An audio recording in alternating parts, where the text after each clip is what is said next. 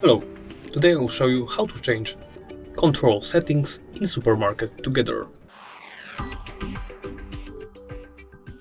First, navigate into options. In options, look to the controls section. Right here, you can set up your X-axis sensitivity, Y-axis sensitivity.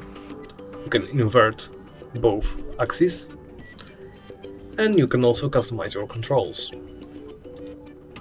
Right here, you can set up the shortcuts or hotkeys in a way that you like, and when you're ready, simply press Done. If you wish to restore default keyboard shortcuts, simply tap Restore Defaults. Simply toggle Yes and tap Done. When you're happy, press Save, and that's it.